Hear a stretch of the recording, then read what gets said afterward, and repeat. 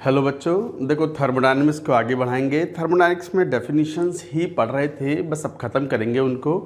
और next definition है internal energy. Molar heat capacity के बारे में बात की थी, एक टेबल बताई थी, वो बड़ी इंपॉर्टेंट थी, आपको याद रहनी चाहिए। क्वेश्चन में कई बार आइडियल गैसेस के लिए CP/CV की वैल्यूज़ कई बार नहीं दी जाती हैं, तो वो आपको याद रहनी चाहिए। क्वेश्चन उसकी वजह से छूटना नहीं चाहिए। हेडिंग लिखो internal energy.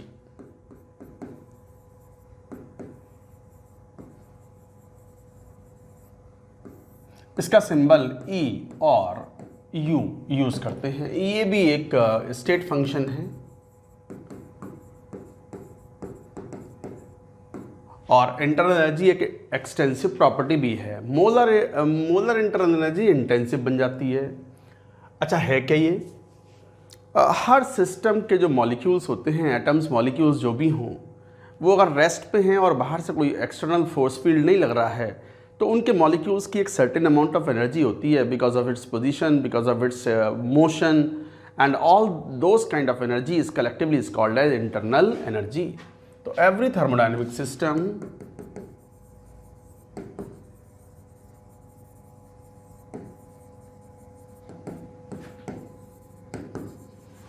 at rest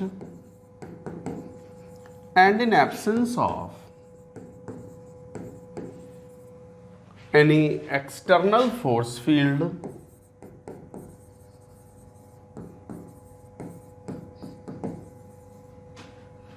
for example electric or magnetic field,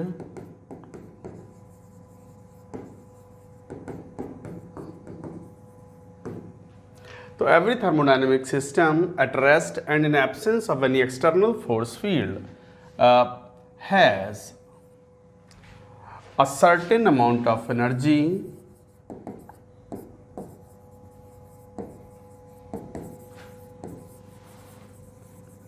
associated by its molecules. Associated by its molecules called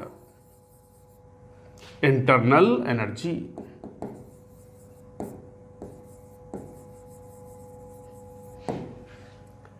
अच्छा, इंटरनल एनर्जी में इंटरनल शब्द क्यों?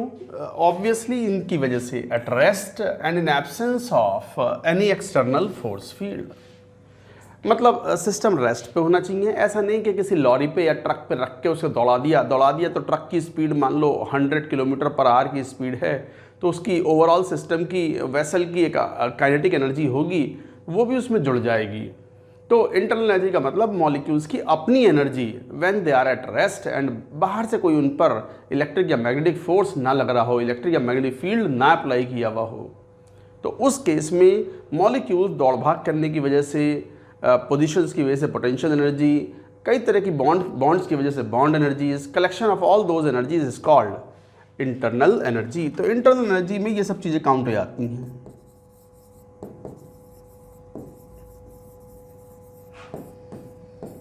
कौन कौन सी? जैसे kinetic energy of the molecules. Kinetic energy में include translational plus rotational plus vibrational kinetic energies. तो इस तरह की काइनेटिक एनर्जीज, भाई मॉलिक्यूल्स अब मूव कर रहे हैं, खासकर गैस के मॉलिक्यूल्स तो रैंडमली मूव करते हैं और बड़ी हाई स्पीड से मूव करते हैं। तो गैसेस के मॉलिक्यूल्स अगर हाई स्पीड से मूव कर रहे हैं तो major amount of the energy is associated because of kinetic energy. Potential energy भी हो सकती है due to the intermolecular forces, molecules की पोजीशन और अपने इंटरमॉलिक्यूलर फोर्सेस की वजह से। हालांकि आइडियल गैसेस में इंटरमॉलिक्यूलर फोर्सेस जीरो होते हैं, तो potential energy will be zero. तो potential energy due to intermolecular forces. But ये बात ध्यान रखने वाली है कि potential energy is zero for an ideal gas. क्यों? आइडियल गैस में तो डेफिनेशन ही ऐसी होती है कि no intermolecular forces. Ideal gas का ही मतलब है नो इंटरमॉलिक्यूलर फोर्सेस।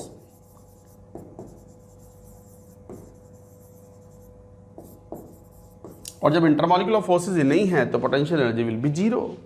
उसके अलावा कुछ बॉन्ड्स हो सकते हैं, तो bond energy. Electronic energies, electrons are bound with the nucleus, so because of that also there is an energy, electronic energies. Nuclear energy, nucleus जो होता है उसके अंदर भी nucleons are attached through the nuclear attractive forces, तो nuclear energy. So collection of all these, और भी कोई एनर्जी होगी तो वो भी काउंट हो जाएगा. तो collection of all these energies is called internal energy. अब बात आती है जैसे पोटेंशियल एनर्जी है, बच्चे जानते भी हैं, फिजिक्स में पढ़ते हैं कि absolute value of the potential energy का कोई सेंस नहीं बनता. तो सिमिलरली हम यहाँ पर इंटरनल एनर्जी की एब्सोल्यूट वैल्यू हम डिटरमिन नहीं कर सकते. अच्छा, ज़रूरत भी नहीं है. We need change in internal energy during a process. System जब एक स्टेट से दूसरी स्टेट जाता है तो change in internal energy is important for us, not the absolute value of internal energy. इस बात को लिखेंगे भी, पहले लिखते जाओ, यहाँ तक की बात नोट करो.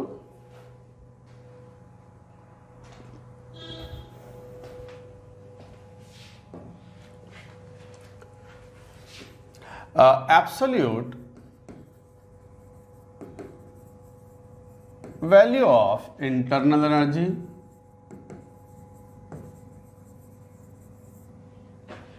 cannot be determined. In fact, not needed. जरूरत ही नहीं है. We need change in internal energy when system moves from one state to another.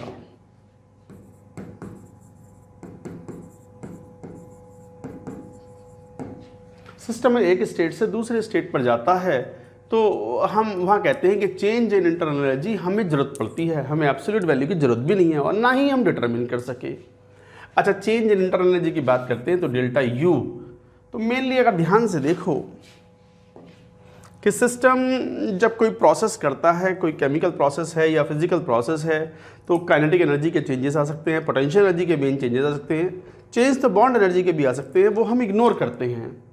तो हम मेनली दो चेंजेस कंसीडर करते हैं, kinetic energy and potential energy के चेंजेस फॉर प्रैक्टिकल पर्पसेस. हालांकि चेंज तो बॉन्ड एनर्जी में भी हो सकते हैं, but we consider kinetic energy and potential energy. तो delta U is mainly accompanied by the change in kinetic energy and change in potential energy. But for an ideal gas, potential energy तो zero ही है. तो इसका मतलब अब जब potential energy zero है तो पोटेंशियल एनर्जी का चेंज भी तो क्या होगा, जीरो. तो इसका मतलब delta U is nothing but delta of kinetic energy. And you know kinetic energy is the function of only temperature. Kinetic energy for every substance is the function of only temperature. तो kinetic energy is the function of temperature for every substance. चाहे वो ideal gas हो, चाहे वो real gas हो, चाहे वो solid हो, चाहे वो लिक्विड हो, चाहे जो हो, kinetic energy is the function of only temperature. तो इसका मतलब U is the function of temperature for an ideal gas. Ideal gas, however, क्या very very important point for a real gas. अगर रियल गैस की बात करें तो you केवल रियल गैस में तो पोटेंशियल एनर्जी भी होगी और रियल गैस में F is not the function of only temperature. ना U is not the function of only temperature. U is the function of temperature और वॉल्यूम और function of temperature or pressure for a certain amount of gas. आपको पता है किसी भी substance को determine करने के लिए 4 पैरामीटर्स चाहिए होते हैं, pressure, temperature, volume and amount, number of gas. जैसे PV is equal to nRT भी आइडियल गैस के लिए तो 4 ही पैरामीटर्स तो चाहिए.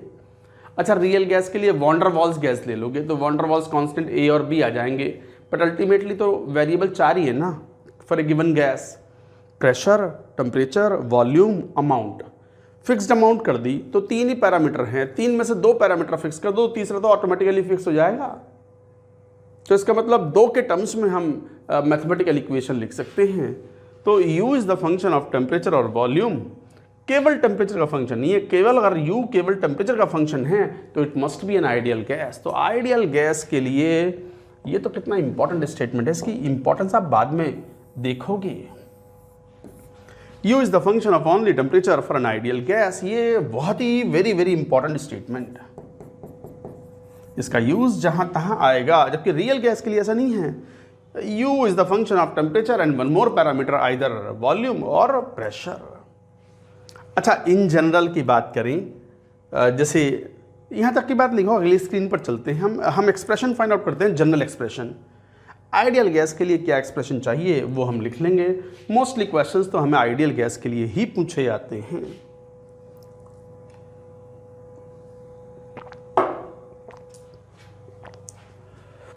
नोट करो बच्चों,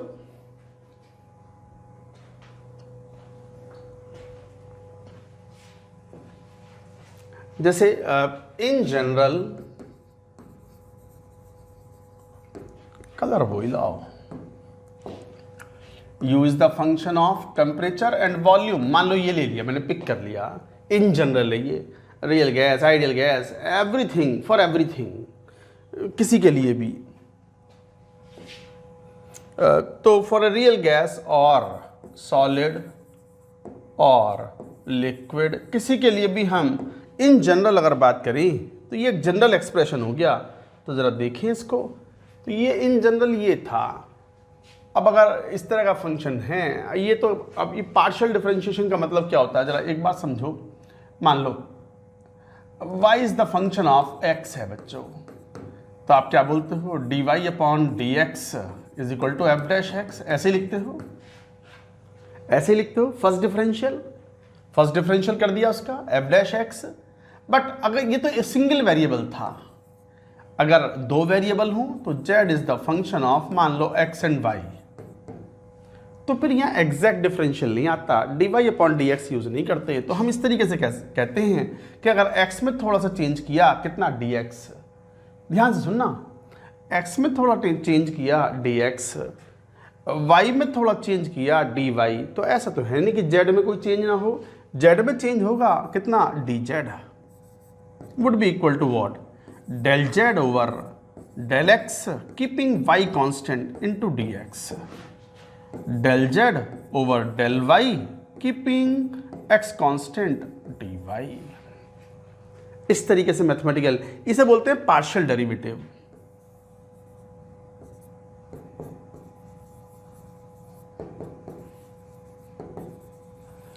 आप जब बीटेक पढ़ोगे तो वहाँ पर पार्शियल डेरिवेटिव का खूब यूज़ आता है, एडवांस्ड फिजिक्स पढ़ोगे तो वहाँ भी खूब यूज़ आता है, इनसे बच नहीं सकते। पार्शियल डेरिवेटिव कब पिक्चर में आएगा, जब एक से ज़्यादा वेरिएबल्स हों जिन पे फंक्शन डिपेंडेंट हो। तो z is dependent on x and y, तो फिर हम, अच्छा एक बात सुनो, dy अपॉन डी एक्स और del y upon del x में कोई अंतर ना है, दोनों d डेल, इसे तो पढ़ रहे हैं d, ये तो d हो गया, और ये जो है ये वाला ये क्या है, डेल, इसे डेल पढ़ते हैं, del z over del x keeping y constant.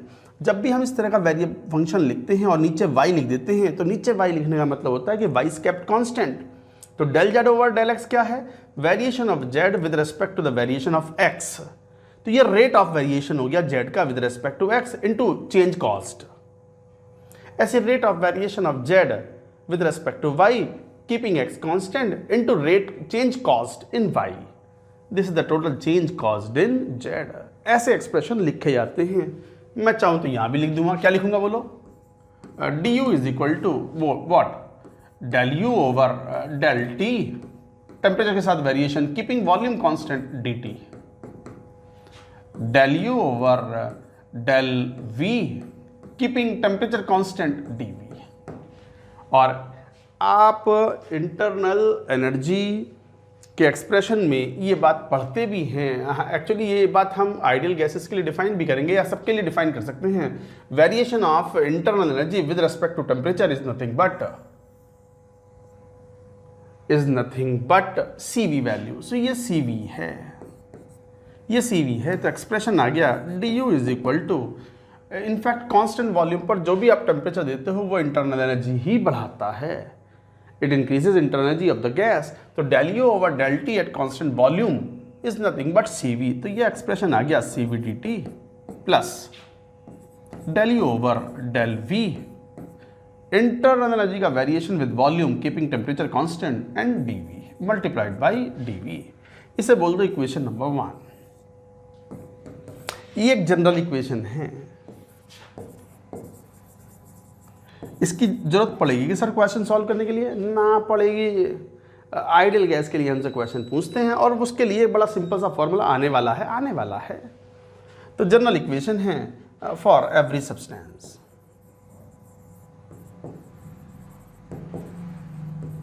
For every process. Her process के लिए, हर सब्सटेंस के लिए ये एक जनरल इक्वेशन है। जैसे मान लो हमारे लिए क्या चाहिए, सबसे इम्पॉर्टेंट तो हमारे लिए यही होता है, वेरी इंपॉर्टेंट, यही सबसे ज़्यादा इम्पॉर्टेंट है। फॉर एन आइडियल गैस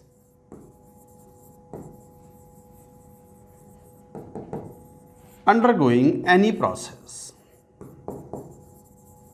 ध्यान देना, कोई भी प्रोसेस हो, कोई भी आइडियल गैस है और अंडरगोइंग एनी प्रोसेस। अगर आइडियल गैस है तो एक बात तो पक्की है बच्चों, U is the function of only temperature for ideal gas. Ideal gas के लिए ये कंडीशन हमेशा एप्लीकेबल है फॉर आइडियल गैस।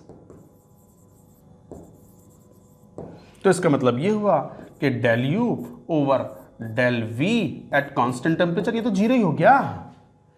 अरे U फंक्शन केवल टेम्परेचर का है, टेम्परेचर पर डिपेंड कर रहा है और किसी पर डिपेंड नहीं कर रहा। तो U जो है वॉल्यूम के वेरिएशन से वेरी नहीं होगा।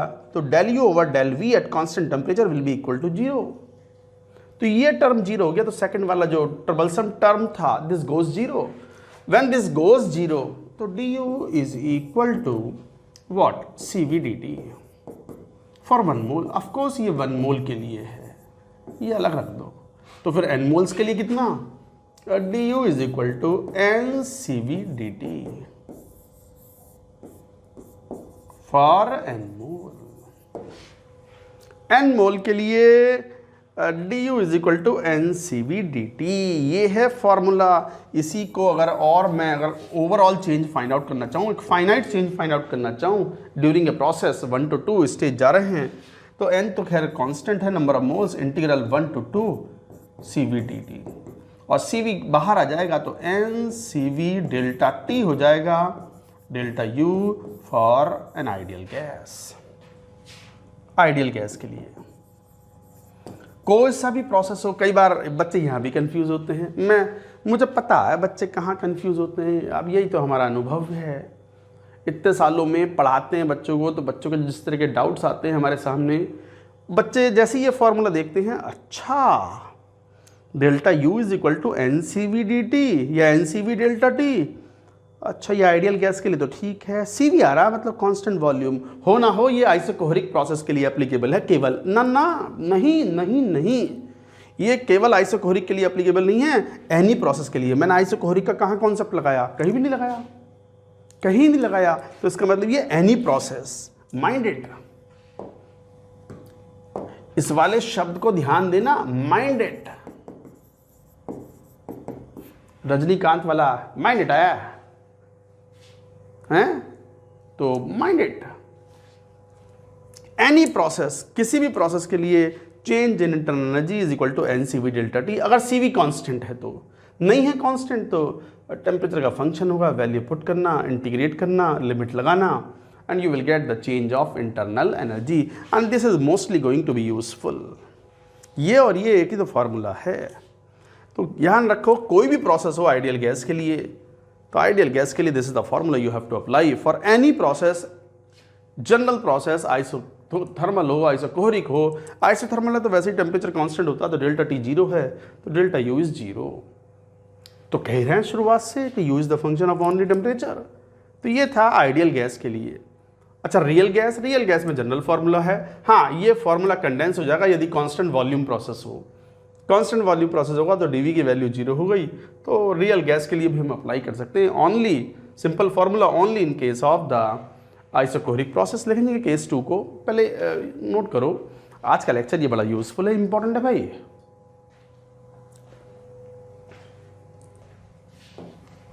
केस 2,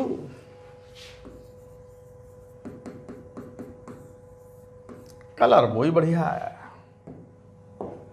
क्या case 2? For a real gas undergoing isocoheric process. Isochoric process, तो आइसोकोरिक प्रोसेस में real gas undergoing isochoric process में साफ दिखाई पड़ता। वो इक्वेशन क्या थी? du is equal to C V D T पर मोल बेसिस है ये, and del you over del V keeping temperature constant D V. साफ दिखता है कि डी वी 0 है। तो ये वाला टर्म तो वैसे ही 0 हो गया, कट गया ये। तो फिर du is equal to C V D T for 1 mole. तो फिर du is equal to N C V D T for n mole. और सी वी अगर कांस्टेंट हो तो delta u is equal to n/2, ऐसा लिख लो general, C V D T for n mole. Even for real gas, but ये real gas में जब ही एप्लीकेबल होगा जब आइसोकोरिक प्रोसेस होगा, वरना नहीं। और केस 3 एक और, for solids and liquids. Solids and liquids में अप्रॉक्सीमेशन ले लेते हैं एक। क्या अप्रॉक्सीमेशन? और बड़ा सेफ है ये अप्रॉक्सीमेशन। क्या अप्रॉक्सीमेशन हो गया? Solids and liquids incompressible phases हैं, ये कहलाती है इनकम्प्रेसिबल फेजेस।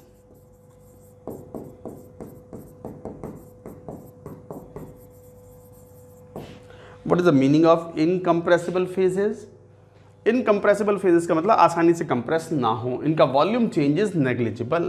तो अप्रॉक्सीमेशन ये है कि डी वी जो है वो नेग्लिजिबल होता है ड्यूरिंग द प्रोसेस। तो एजम्पशन क्या ले लिया हमने? डेल्टा वी को 0 मान लिया, या डी वी को 0 मान लिया। डेल्टा वी 0 या डी वी 0, डी वी कर लो 0, और डी वी को 0 ले लिया। तो ये सेकंड वाला जो टर्म है गायब हो गया। तो फिर D U can be taken as C V D T. अच्छा, साथ ही साथ also C P is nearly equal to C V is equal to C. Solids और लिक्विड्स में C P minus C V is equal to R. ये वाला formula केवल ideal gas में एप्लीकेबल होता है। इवन रियल गैस भी होगी तो भी सी पी सी वी में अच्छा खासा डिफरेंस होगा, बट सी पी और सी वी लगभग बराबर होते हैं सॉलिड्स एंड लिक्विड्स में। एक मिनट,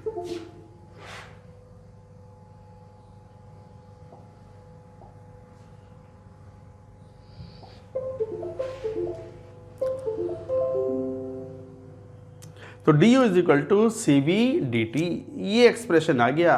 तो आप रियल गैस में भी यही अप्लाई कर सकते हो।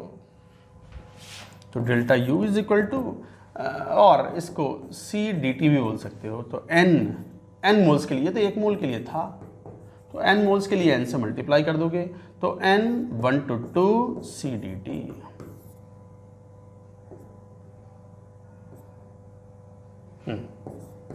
सो लाइक दैट।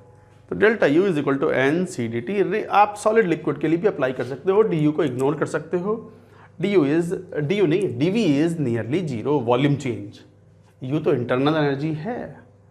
तो मेन तो फॉर्मूला हमारे लिए आइडियल गैस का था, बार बार वही जरूरत पड़ेगी, भूलना मत। कौन सा? ये वाला।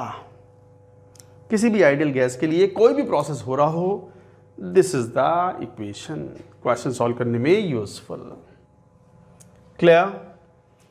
यहीं पे अब बात आती है फर्स्ट लॉ ऑफ थर्मोडायनेमिक्स की। हम शुरुआत से कह रहे हैं हम फर्स्ट लॉ ऑफ थर्मोडायनेमिक्स पढ़ रहे हैं, but first law of thermodynamics एक बार डिफाइन करेंगे। तो हेडिंग लिखो first law of thermodynamics.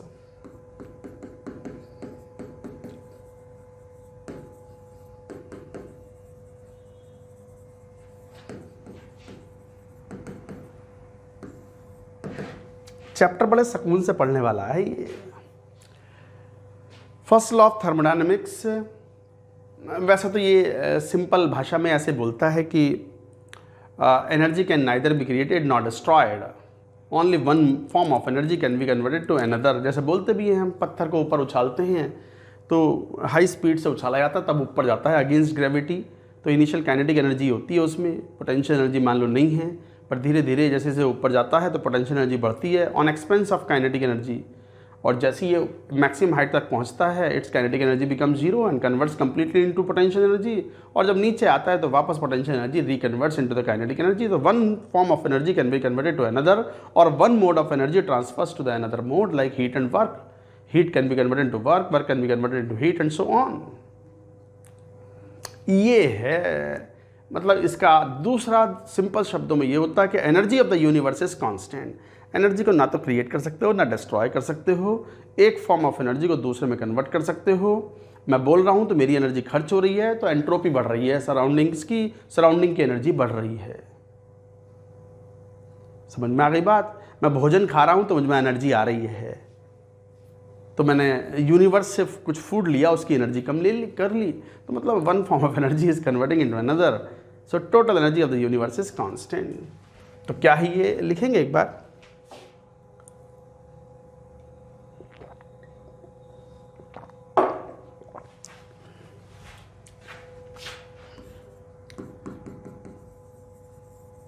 Energy can neither B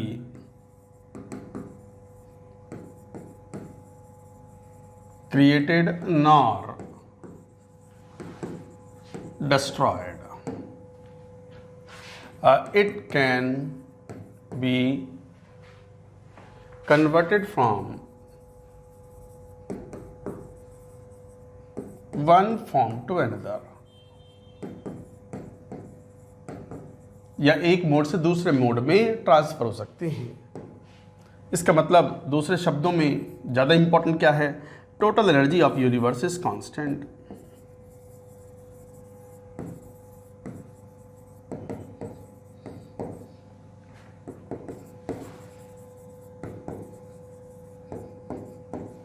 ये है statement important, total energy of universe is constant. ये है फर्स्ट लॉ ऑफ थर्मोडायनेमिक्स। अच्छा, इनफैक्ट फर्स्ट लॉ मतलब थर्मोडायनेमिक्स के जो वेरियस लॉज होते हैं, इनफैक्ट टोटल 4 लॉज होते हैं। Zeroth law of thermodynamics, sir वो ना पढ़ाया, उसमें कुछ होता ही नहीं, बता दूंगा अभी। Zeroth law of thermodynamics, first law of thermodynamics ये वाला, second law of thermodynamics the most important one, and third law of thermodynamics. Third law of thermodynamics is nothing but the consequence of the second law of thermodynamics. तो sir ये zeroth law क्या है? First चल रहा है तो second third तो पढ़ ही लेंगे। ये जीरोथ लॉ क्या है? जीरोथ लॉ ऑफ थर्मोडायनेमिक्स कुछ नहीं। If the body A is in thermal equilibrium with body B and B is in thermodynamic equilibrium with C या थर्मल इक्विलिब्रियम विद सी, तो A and C will be in thermal equilibrium with each other. ये है मतलब ए का temperature B के बराबर है और बी का टेम्परेचर सी के बराबर है, तो सी और ए का टेम्परेचर बराबर होगा। अरे हो गई, इसमें तो क्या बड़ा कॉमन सेंस है। तो zeroth law of thermodynamics appears to be the common sense. Temperature की डेफिनेशन यहीं से आती है जीरोथ लॉ से। तो A and B thermal equilibrium है। थर्मल इक्विलिब्रियम मतलब no heat net transfer and temperature are same. B and C भी थर्मल इक्विलिब्रियम में है, तो A and C also will be in thermal equilibrium. यह है जीरोथ लॉ। बट चलो बात करते हैं फर्स्ट लॉ की। तो फर्स्ट लॉ में total energy of the universe is constant. मान लो किसी सिस्टम की इंटरनल एनर्जी U1 थी, उसको मैंने हीट Q दे दी, तो heat given to the system मतलब पॉजिटिव हो गई, और उस पर वर्क भी कर दिया W, तो this is the total final internal energy. तो एक तरीके से U2 minus U1 delta U हो गया Q प्लस W। ये है mathematical statement of the first law of thermodynamics. तो मैथमेटिकल स्टेटमेंट है ये, and this is applicable for close system.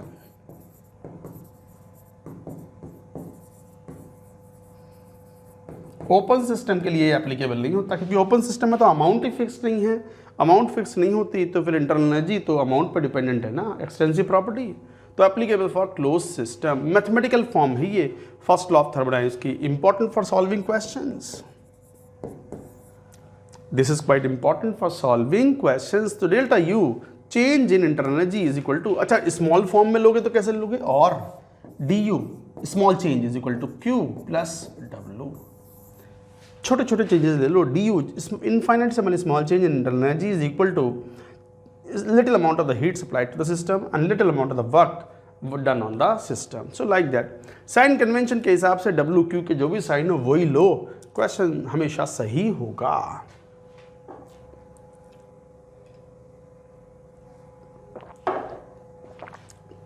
तो ये था फर्स्ट लॉ ऑफ थर्मोडायनेमिक्स। ये है mathematical statement, you should remember.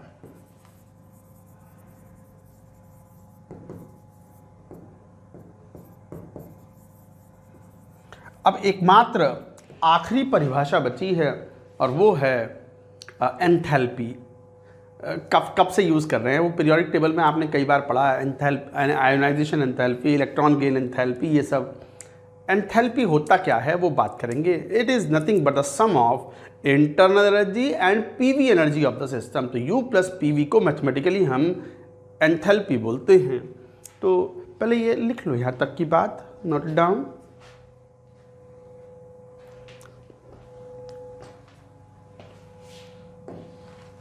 Heading लिखो इंटरनल एनर्जी, नहीं इंटरनल तो हो गई, एंथैल्पी। बस डेफिनेशन अब खत्म होने वाली है। इसका सिंबल H है, ये भी एक स्टेट फंक्शन है, एक्सटेंसिव प्रॉपर्टी है।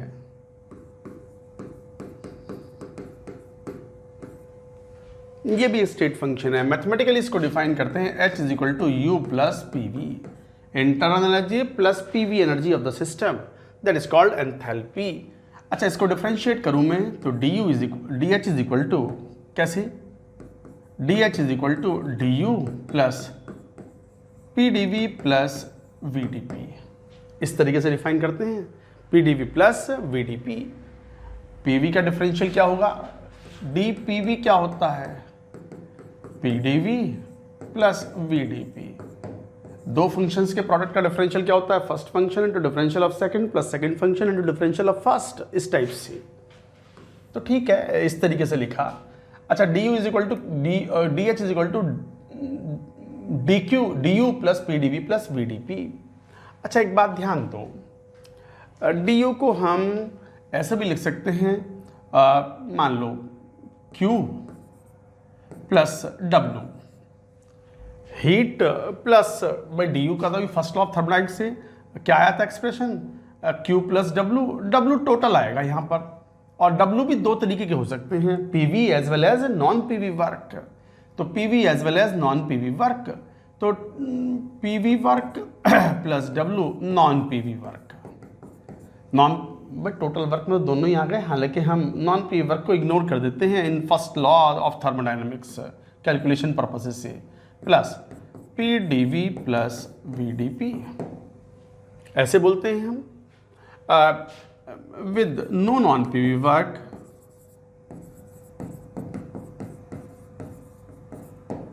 No non P V work का मतलब क्या हो गया कि हमने ये वाला इग्नोर कर दिया, ignored for the time being. तो फिर एक्सप्रेशन क्या हो गया, D H is equal to Q plus P V work plus P D V plus V D P. यही हुआ। अब पी डी वी वर्क किसके बराबर होता है, तो Q minus P D V. आपको पता है पी वी वर्क किसके बराबर होता है, minus P D V. Infinitesimal small work P V work is equal to minus P D V तो होता है। तो minus P D V plus P D V plus V D P, ये cancel out हो गए। तो D H किसके बराबर हो गया, Q plus V D P.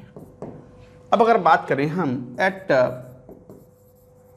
Constant pressure process, at constant pressure पे बोलते ही Q becomes QP. Heat given at constant pressure को हम क्यूपी लिख सकते हैं। क्यूपी, पी अगर सबस्क्रिप्ट लगा रहे हैं इसका मतलब प्रेशर इज कांस्टेंट, और साथ ही साथ कांस्टेंट प्रेशर है तो डीपी भी तो जीरो है। डीपी जीरो है तो देखो ये वाला टर्म तो जीरो हो गया। तो फिर एक्सप्रेशन क्या आ गया, D H is equal to Q P, ये बहुत ही यूजफुल है। और delta H overall change is equal to heat given at constant pressure. बहुत ही important statement, very very important. क्या सफेद में लिख देते हैं कलर चेंज में, क्या हीट गिवन एट कांस्टेंट या heat interacted at constant pressure is equal to the change in enthalpy of the system. Heat interacted at constant pressure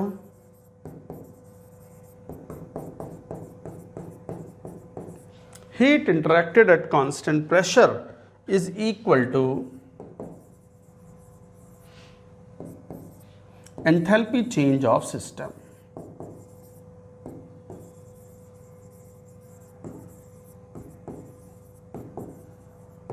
system के एंथैल्पी चेंज पर के बराबर होगा। ये बहुत इंपॉर्टेंट है, वेरी इंपॉर्टेंट। 5 स्टार बना दो, जैसे 5 स्टार रेटेड होटल्स होते हैं ना, जाने में अच्छी सी फीलिंग आती है, चकाचौंध लाइट, ये वो, खाना वही देसी, मतलब बेस्वाद, ना आता मजा यार। वो ढाबे पे तड़के वाली दाल, बटर नान, लॉट ऑफ प्याज, मिर्ची के टपोरे, गट्टे की सब्जी, दाल मखनी, भूख तो न लगी आई, खा लेंगे, ये वो है। तो delta H is equal to Q P. तो heat interacted at constant pressure is equal to the change in enthalpy change of system. बहुत बहुत इंपॉर्टेंट स्टेटमेंट है, जहां तहां क्वेश्चन में जरूरत पड़ेगी इसकी, कि heat given at constant pressure is equal to change in enthalpy change of the system. ये बहुत यूजफुल का बात है। अच्छा, बात आती है कि जैसे U is the function of temperature, PV is equal to nRT for ideal gas, तो वो भी फंक्शन ऑफ टेम्परेचर हुआ, तो H is also the function of temperature for ideal gas. इस बात को भी लिखेंगे हम, यहां तक की बात नोट कर लो पहले।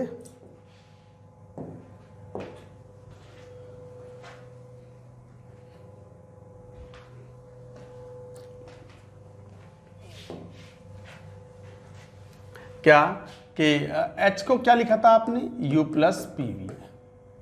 आइडियल गैस के लिए अगर मैं बात करूं, फॉर आइडियल गैस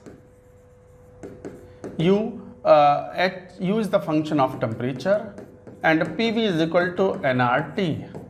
ये भी फंक्शन ऑफ टेम्परेचर ही तो हुआ for a given amount of gas. तो इसका मतलब मैं कह सकता हूं कि H is the function of only temperature for an ideal gas. इसका मतलब as long as temperature is constant, enthalpy will not change for an ideal gas.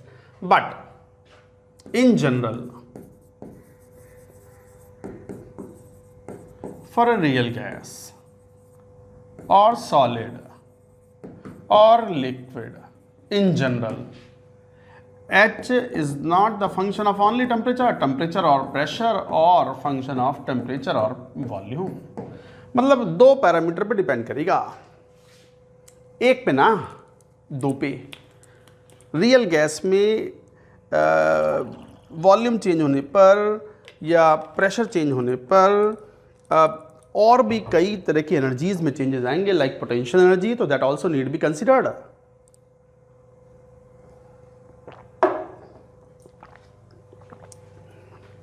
तो H is the function of temperature pressure, function of temperature volume.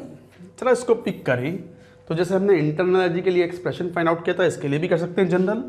तो D H is equal to किसके बराबर, del H over del T at constant pressure, ये ले लो, D T plus del H over del P keeping temperature constant D P. ये expression हुआ, इसे equation number 1 बोल दो। अच्छा, ये जो टर्म होता है इसे हम बोलते हैं CP, ये CP के बराबर होता है। तो ये एक्सप्रेशन हो गया D H is equal to CP dt, एक मोल के लिए बात चल रही है, plus del H over del P keeping temperature constant dP। इसे बोल दो इक्वेशन 1, यहां मत बोलो।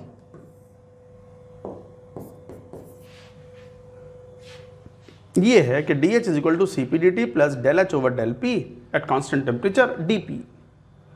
वापस वही, अगर आइडियल गैस की बात कर रहे हैं तो केस 1 यही काम का है, यही इंपॉर्टेंट है, क्वेश्चन तो यहीं से सॉल्व होंगे। For an ideal gas, for any process, ये इंपॉर्टेंट है, फॉर एनी प्रोसेस, भूलना मत, कोई सा भी प्रोसेस हो।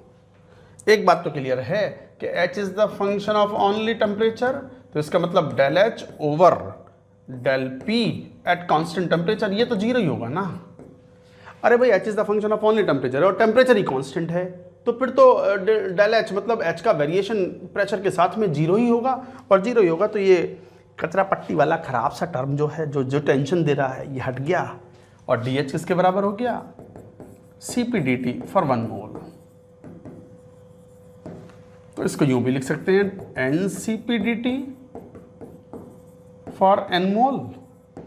तो फिर बड़ा यूजफुल फॉर्मूला है, तो delta H would be equal to N 1 to 2 C P D T, और सी पी यदि कांस्टेंट हो तो delta H is equal to N C P delta T. For any process, for an ideal gas,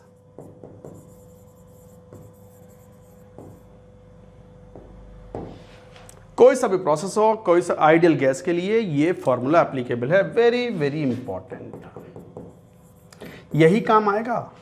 और साफ दिखता है as long as temperature is constant and enthalpy change is zero, होना भी है H is the function of temperature, यही main था। हालांकि केस 2 रियल गैस के लिए भी फाइंड आउट कर सकते हो, बट इस टर्म को जीरो कराना है तो प्रेशर कांस्टेंट लेना होगा आइसोबेरिक प्रोसेस के लिए। तो केस 2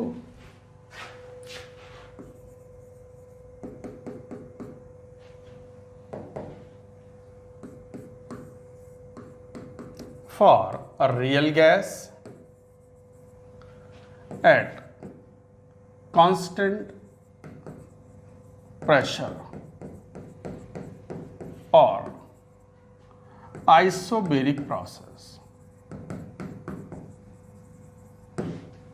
आइसोबेरिक प्रोसेस के लिए कांस्टेंट प्रेशर पर, तो साफ दिखता है कि कांस्टेंट प्रेशर है तो डीपी तो जीरो ही हो गया ना।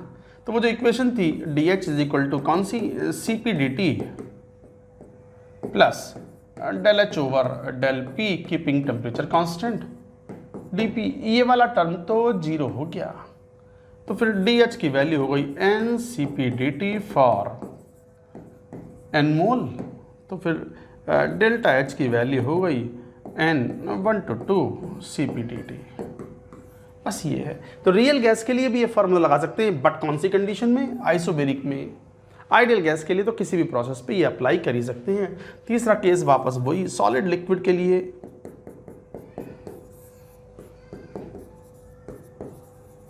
फॉर सॉलिड्स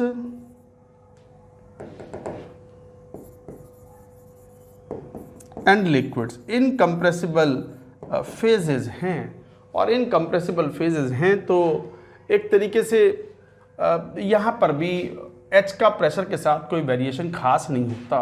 तो del H over del P at constant temperature is taken zero. Enthalpy का वेरिएशन मेनली टेम्परेचर के साथ होता है, प्रेशर के साथ कोई खास वेरिएशन होता नहीं है। कोई खास वेरिएशन ना मानते हुए एजम्पशन ले लिया, अप्रॉक्सीमेशन है ये।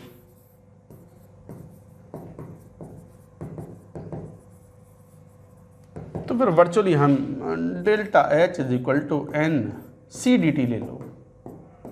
क्यों? सॉलिड लिक्विड के लिए सी पी सी वी बराबर लेके हम सी डी टी से ही, इससे ही क्वेश्चन को सॉल्व कर सकते हैं। अगर सी कांस्टेंट है तो बाहर ले लेंगे, तो delta H is equal to N C delta T, and this is how questions can be attempted. This is how questions can be attempted.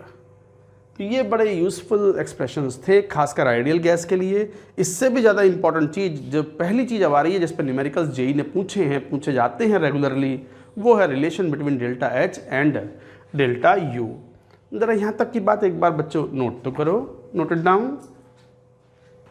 चलो भाई बच्चों, बात करेंगे relation between delta H and delta you.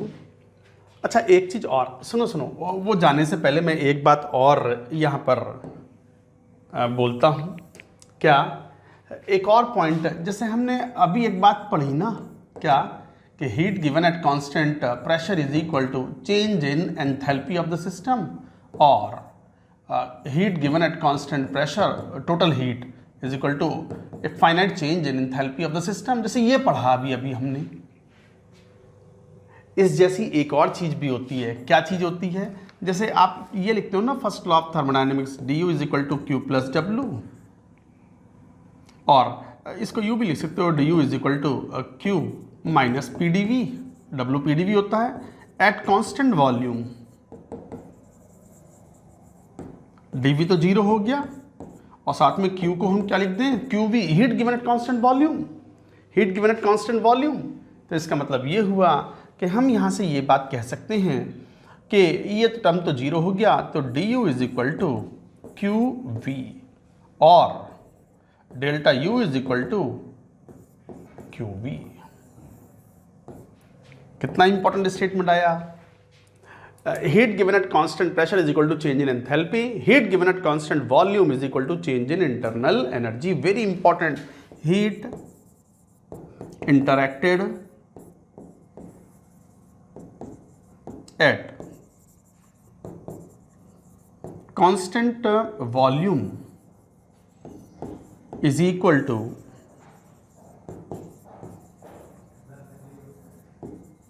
change in internal energy। तो heat interacted at constant volume is equal to the change in internal energy of the system. ये बड़ा important statement है, और इसी के बेसिस पर हम एक बात कहते हैं। क्या? जैसे यहाँ क्या बोलते थे, सी वी क्या होता था? Q V upon D T, और क्यू वी किसके बराबर है? D H upon D T. यही तो है वो। और सी पी, सी वी नहीं सी पी, और सी वी किसके बराबर है? Q V upon D T, और क्यू वी किसके बराबर है? D U upon D T.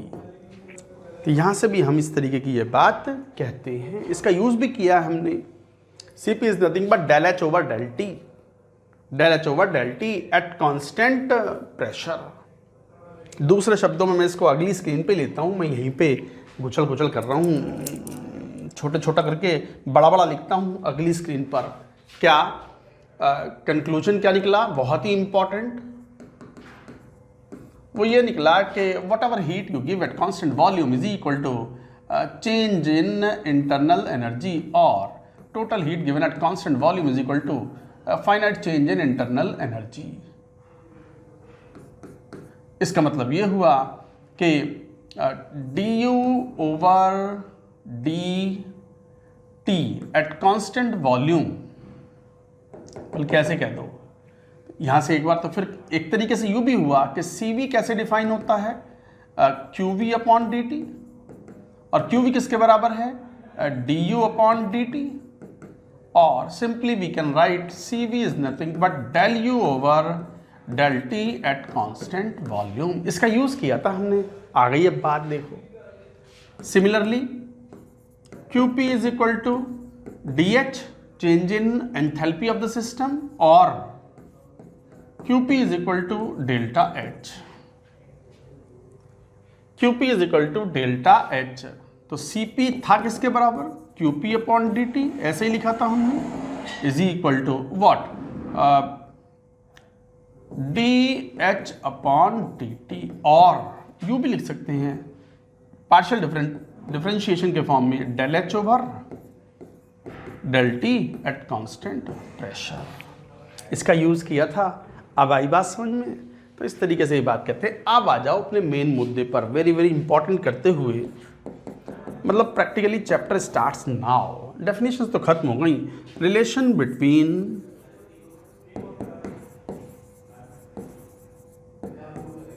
Delta H and delta U for a physical change और केमिकल प्रोसेस। वैसे तो पता है आपको, in general U is equal to H is equal to U plus P V. तो डेल्टा एच किसके बराबर हुआ? Delta U plus delta P V. और डेल्टा पी वी को कैसे लिख सकते हो आप? यू लिख सकते हो, delta H is equal to delta U plus P2V2 minus P1V1। ये है इक्वेशन 1। इसमें कोई अप्रॉक्सीमेशन कुछ भी नहीं है, परफेक्ट इक्वेशन है ये। अगर डेल्टा एच दिया हो तो डेल्टा यू कैलकुलेट कर लो, डेल्टा यू दिया हो तो डेल्टा एच कैलकुलेट कर लो फॉर ए गिवन प्रोसेस और chemical reaction provided P1V1 and P2V2 are known.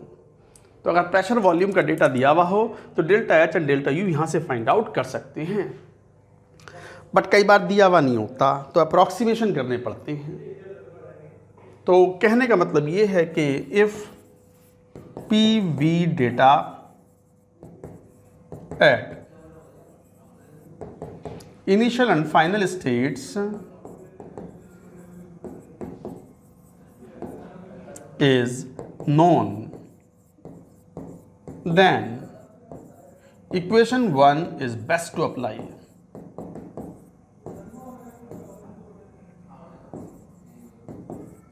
To relate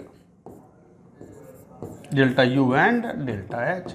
delta H और डेल्टा यू को रिलेट करने के लिए बेस्ट इक्वेशन यही है, कोई अप्रॉक्सीमेशन नहीं है इसमें, कोई इधर उधर की कोई बात नहीं है इसमें। अगर पीवी डेटा दिया हुआ हो, अब डेटा दिया हुआ हो तो बात है, अब जब दिया हुआ नहीं होता तो फिर क्या करें। प्रेशर वॉल्यूम डेटा ना दिया हुआ हो तो अप्रॉक्सीमेशन करने पड़ते हैं। क्या अप्रॉक्सीमेशन, तो लिखो सुटेबल अप्रॉक्सीमेशंस।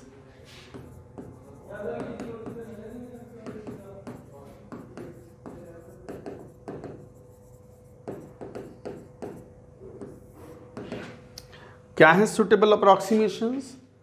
एक अप्रॉक्सीमेशन तो यही है कि अब मान लो अब ऐसा लिख रहे हो आप H is equal to U plus P V और delta H is equal to delta U plus delta P V, but for solids and liquids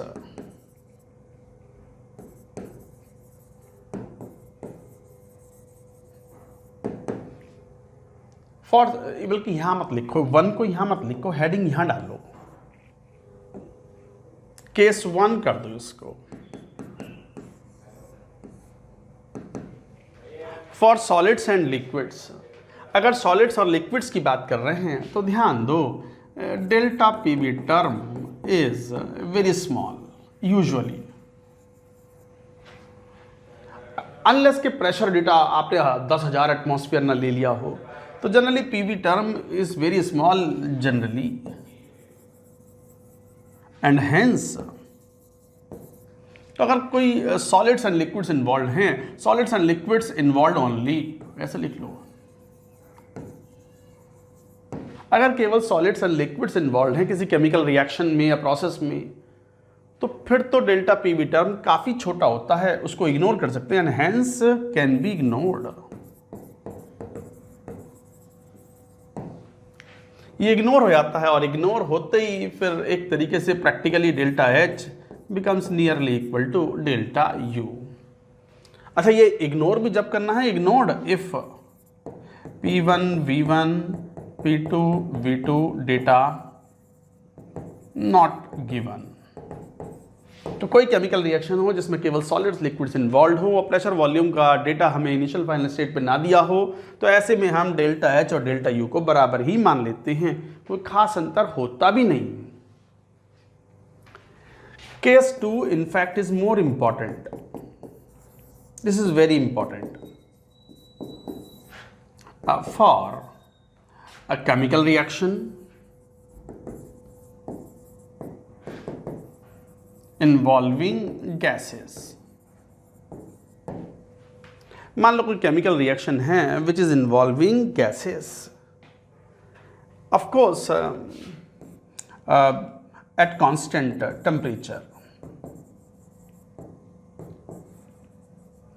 temperature छोड़ो, हटाओ तो कोई बात नहीं है। डेल्टा एच और डेल्टा यू ये कांस्टेंट टेम्परेचर पर मेजर किए हुए होते हैं एक पर्टिकुलर कंडीशन पर। तो for a chemical reaction involving gases, अगर ऑफ कोर्स कोई केमिकल रिएक्शन होती है तो उसमें delta H delta U are measured at the same temperature condition. तो delta H and delta U are measured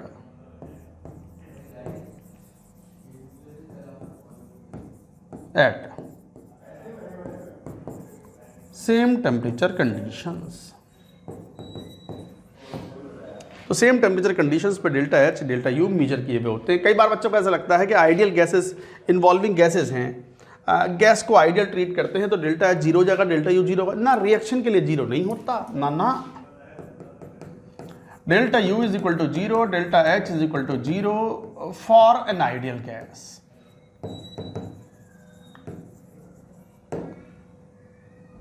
at constant temperature process, but delta U need not be zero, delta H need not be zero for a reaction involving gases. Ideal, भले ही ideal gases हैं but वहाँ तो number of moles same थोड़ी हैं। Reactants कुछ अलग type की gases हैं, प्रोडक्ट अलग टाइप की गैसेस हैं, तो वहाँ delta U need not be zero, delta H need not be zero. CP CV तो चेंज भी हो सकते हैं ना, मोनोटॉमिक गैस से डाइटोटॉमिक में कन्वर्ट हो जाए, डाइटॉमिक से मोनोटॉमिक में कन्वर्ट हो जाए। तो रिएक्शन के लिए डेल्टा यू आर और डेल्टा एच आर, आर मतलब R stands for reaction, they need not be zero. This is very important statement. बच्चों को कई बार ऐसा लगता है कि रिएक्शंस के लिए भी डेल्टा एच जीरो होता है, डेल्टा यू जीरो होता है when measured eight constant temperature condition. ना, किसी पर्टिकुलर गैस के लिए वो जीरो होगा जिसका सीपीसीवी कांस्टेंट रहे। 5 मोल हीलियम गैस है, उसको हीट कर दिया, टेम्परेचर बढ़ा दिया उसका, तो delta H delta U change होगा। और टेम्परेचर कांस्टेंट है, प्रेशर बढ़ाया, कुछ भी करा आपने, टेम्परेचर कांस्टेंट है, तो 5 मोल गैस है हीलियम गैस, अभी भी 5 मोल हीलियम ही है वो, तो उसका U कांस्टेंट रहेगा, delta U will be zero, delta H will be zero. But reactions का डेल्टा H और delta U number of moles पे भी डिपेंड करता है, एटॉमिसिटी पे भी डिपेंड करता है, so that need not be zero. तो this is important, very important. कई बार बच्चों को ये डाउट आता है, और डाउट भी कब आता है, जब टेस्ट लिख रहे हो, एग्जाम लिख रहे हो, वहीं गड़बड़ होती है सारी की सारी। सर हमारे साथ ही ऐसा क्यों होता है? सबके साथ होता है। बट कोई भी गलती करो, गलती करना इज ओके, बट गलती रिपीट करना ब्लंडर होता है, वो नहीं करना चाहिए। तो for a chemical reaction involving gases, तो जैसे delta H is equal to delta U plus delta P V है। ट्रीटिंग आइडियल गैसेस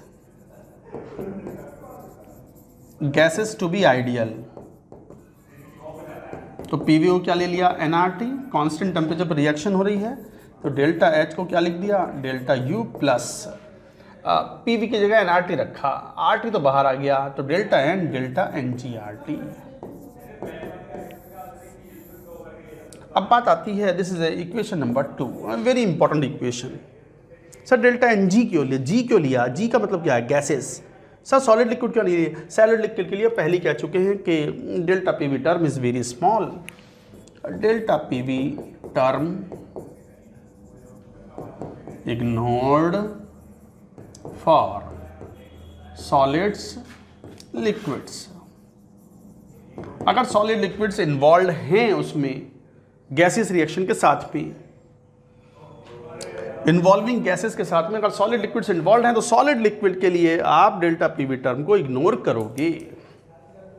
तो delta H is equal to delta U plus delta N G R T. This is a useful equation, but ये equation जब भी apply करनी है जब gases ideal हो। Question कह दे कि गैसेस आइडियल नहीं है, डेविएशन शो करती हैं, तब ये भी नहीं, फिर तो वो लौट फिर के सबसे कॉमन इक्वेशन कौन सी थी, ये वाली first equation, only need be applied. अगली स्क्रीन पर चलेंगे, यहां तक कि एक बार जरा बात तो लिखो।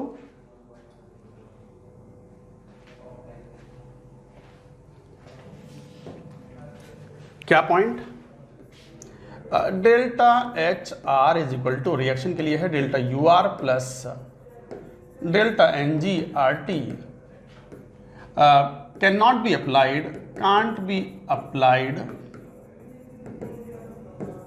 इफ गैसेस आर, ये अप्लाई नहीं कर सकते अगर गैसेस जो हैं वो gases are showing deviation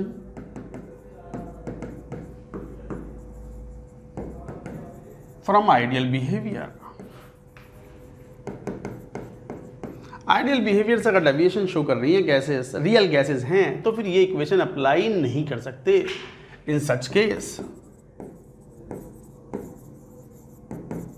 apply equation 1, कौन सी, delta H is equal to delta U plus delta P V, मतलब P two V two minus P one V one.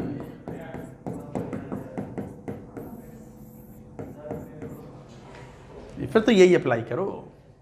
तो ये इक्वेशन जब अप्लाई करते हैं जब रिएक्शन में गैसेस हो और गैसेस को आइडियल बोल दिया जाए, कुछ ना बोल रहे हैं क्वेश्चन में तो आइडियल मान लेते हैं और सॉलिड लिक्विड को इग्नोर कर देते हैं। डेल्टा एन जी का मतलब ही ये है कि delta N G is nothing but sum of stoichiometric coefficients of gas products minus sum of stoichiometric coefficients of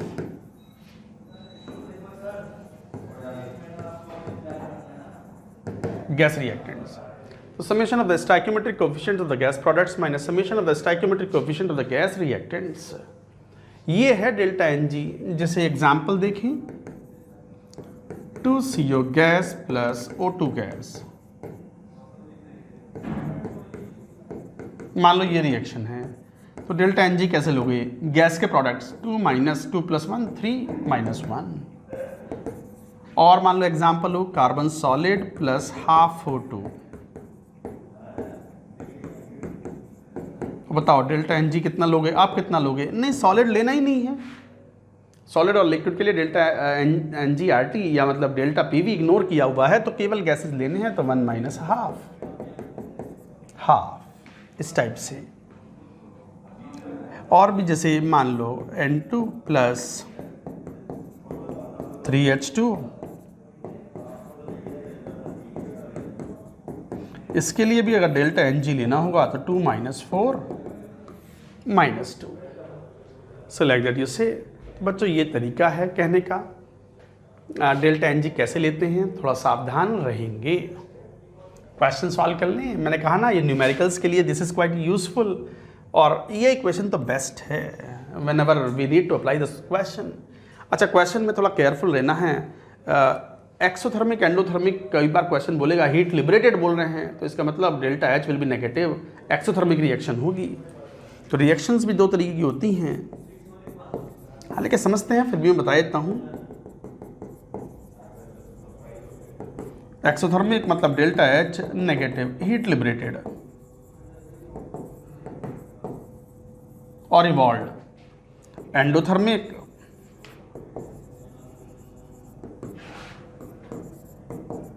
delta H जो है वो पॉजिटिव होगा, दैट इज हीट एब्जॉर्ब्ड।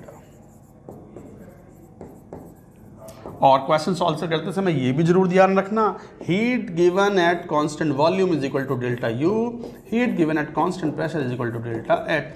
इसका भी यूज आएगा क्वेश्चन सॉल्व करने में। कर ले क्वेश्चन सॉल्व अब।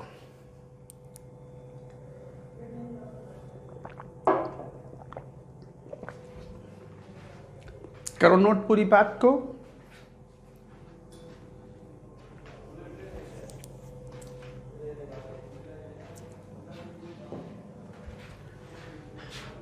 चलो भाई एक क्वेश्चन लिखते हैं।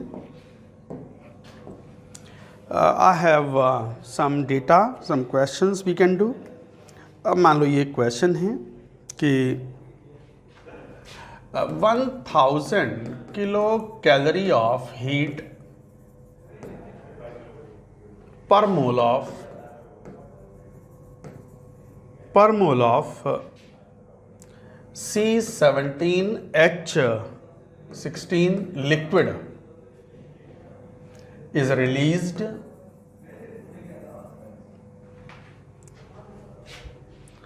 at constant volume upon complete combustion.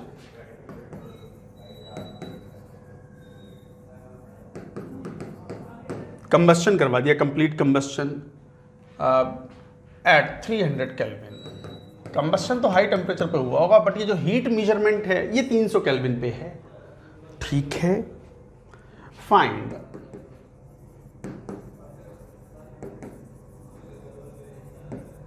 Heat change at constant pressure and temperature.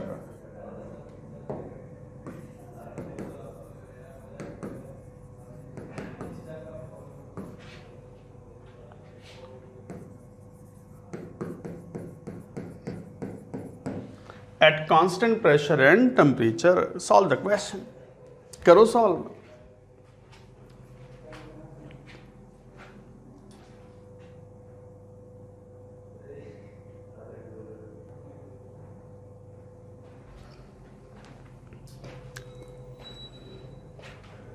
करो क्वेश्चन को सॉल्व।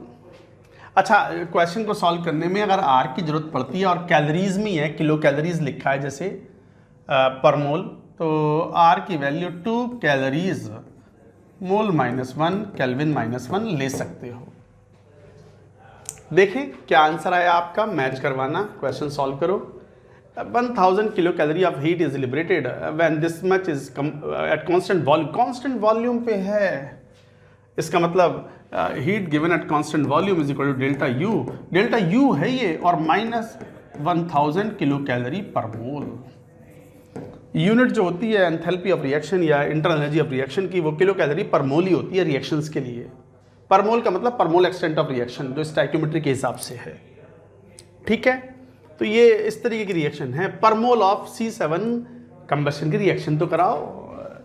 C7H16 लिक्विड का जब कंबशन कराओगे तो क्या 7CO2, CO2 तो गैस बनेगा, गैस है 300 केल्विन पर, प्लस H2O 8 H2O, वो लिक्विड बनेगा। आपको पता है 300 केल्विन मतलब 27 डिग्री सेल्सियस। लिक्विड वाटर होता है, वाटर लिक्विड फॉर्म में है तो वो भी लिक्विड है। लिक्विड गैस बड़े इंपॉर्टेंट है। डेल्टा एनजी जब भी तो डिफाइन होगा, तो 7 दूनी 14 और 8, 14 और 8 22, 22 मतलब 11, बिल्कुल दैट्स इट। ये लेना नहीं है, लिक्विड है, ये लेना नहीं है। तो डेल्टा एन जी कितना हो गया इस रिएक्शन के लिए, 7 - 11 -4। अब सॉल्व कर लो। क्वेश्चन ने पूछा है कि calculate the heat change at constant temperature and pressure. Constant temperature पर तो है ही, 300 केल्विन पे सब मेजर करने हैं, delta H delta you. Constant pressure पे हीट चेंज पूछ रहे हैं, मतलब डेल्टा एच पूछ रहे हैं। तो डेल्टा एच क्या होता है, delta U plus delta N G R T. लगा सकते हैं, क्वेश्चन ने कहीं नहीं कहा कि रियल गैस है या समथिंग लाइक दैट। तो गैसेस को हमने आइडियल ट्रीट कर लिया। -1000 plus delta N G -4 into R की वैल्यू 2/1000 से डिवाइड कर देना। किलो कैलोरी है ना, तो इसे भी किलो कैलोरी में कन्वर्ट कर लो, इंटू 300 केल्विन। 2 जीरो से ये 2 जीरो और 3 दूनी 6 चौक 24 -2.4, तो -1000 माइनस 6 चौक 24 2.4, 1002.4 किलो कैलोरी पर मोल। दैट्स इट, यही आंसर है। बच्चे कई तरह की गलती करते हैं। एक तो कॉमन गलती ये करते हैं, माइनस नहीं लेते। अरे क्यों ना लोगे, released, when energy is released, liberated, evolved, मतलब एक्सोथर्मिक प्रोसेस, डेल्टा एच और डेल्टा यू के साइन नेगेटिव होंगे। बाकी डेल्टा एन जी के हिसाब से क्वेश्चन को सॉल्व करना था। So this is how questions can be solved. Will take more questions, note करेंगे पहले इसको।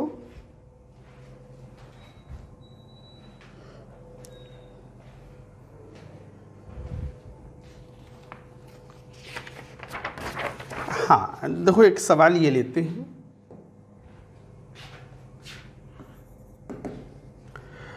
ये कोई रिएक्शन दी हुई है, ये आईआईटी का क्वेश्चन ही है।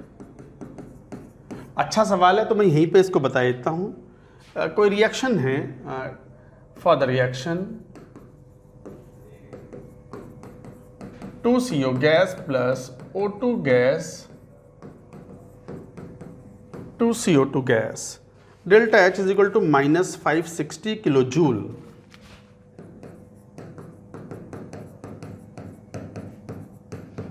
पर मोल। पर मोल का मतलब ये होता है कि गिवन स्टोइकियोमेट्रिक कोएफिशिएंट्स पूरे मतलब 2 मोल CO 1 मोल O2 के साथ रिएक्शन करके 2 मोल CO2 बना लें, तो -560 मतलब 560 kilo joule of the heat is liberated at constant pressure. Delta H का मतलब ही कांस्टेंट प्रेशर पे है।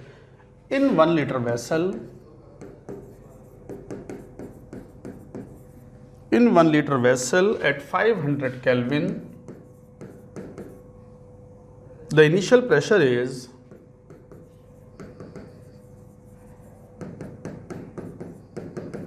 Initial pressure is 70 atmosphere, and after the reaction it becomes 1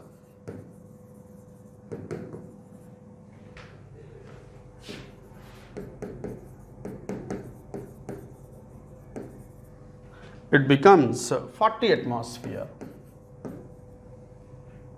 at constant volume of 1 liter.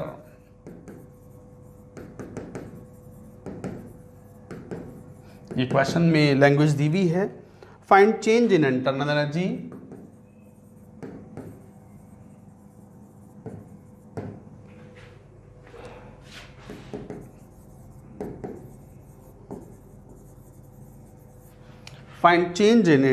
Energy all above gases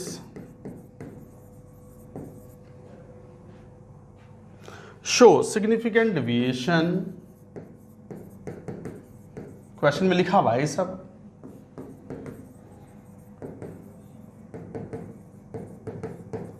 show significant deviation from ideal behavior.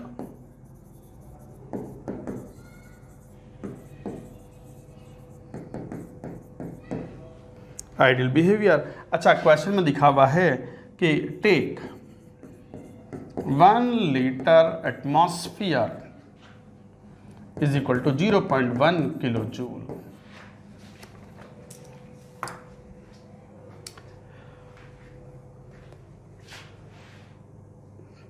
आप करो सॉल्व, screen pause करो, question को solve करो. Do it.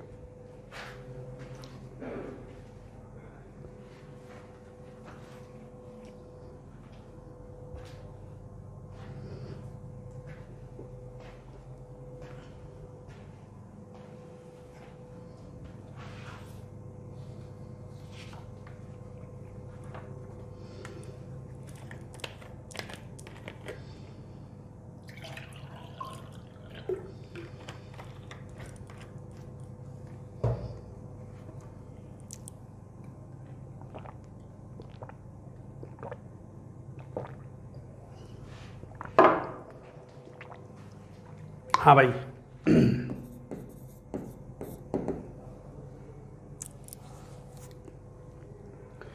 For the chemical reaction 2CO ये दिया हुआ है, डेल्टा H -560 है. एंथैल्पी चेंज 1 लीटर वेसल है. प्रेशर घट के 70 एटमॉस्फियर से घट के रह गया 40 एटमॉस्फियर तक. प्रेशर वॉल्यूम कांस्टेंट है 1 लीटर. ठीक है, कांस्टेंट वॉल्यूम पे प्रोसेस करवाया गया. And find change in internal energy, मतलब कांस्टेंट वॉल्यूम पर इंटरनल एनर्जी. तो डेल्टा यू पूछ रहे हैं क्या होगा. तो delta U is equal to delta, वैसे तो फार्मूला क्या होता है, डेल्टा यू पूछ रहे हैं क्या होगा. फार्मूला ये होता है delta H is equal to delta U plus delta P V. क्या ये वाला फार्मूला अप्लाई कर सकते हैं. Delta H is equal to delta U plus delta N G R T. No we can not. Question ने मना किया है यहाँ पे. क्वेश्चन ने कहा है कि सिग्निफिकेंट डेविएशन शो करती हैं गैसेस आइडियल बिहेवियर से, और आइडियल बिहेवियर लेके ही आपने वो इक्वेशन में अप्रॉक्सीमेशन किया है, पीवी को PV is equal to NRT use किया है. तो वो वाली इक्वेशन तो यूज़ होगी नहीं, तो फिर ये वाली कर लो, पता भी है देखा. तो डेल्टा एच तो कितना -560 kilo joule. Delta U we have to find out. Delta PV मतलब P2V2 माइनस P1 V1. अच्छा, वॉल्यूम तो कांस्टेंट ही है 1 लीटर. 1 लीटर बाहर ले लिया into P2 minus P1. P2 मतलब 40 माइनस 70 लीटर में है, एटमॉस्फियर में है, और litre atmosphere 1 litre atmosphere equal to 0.1 आ गया किलो जूल में कन्वर्जन. किलो जूल में है ना सब कुछ, तो 0.1 से मल्टीप्लाई करना जरूरी है. तो delta U is equal to कितना आ गया -560 और माइनस कितना हो गया 40 और -30 -3 तो +3 तो -557 किलो जूल पर मोल. ये है आंसर.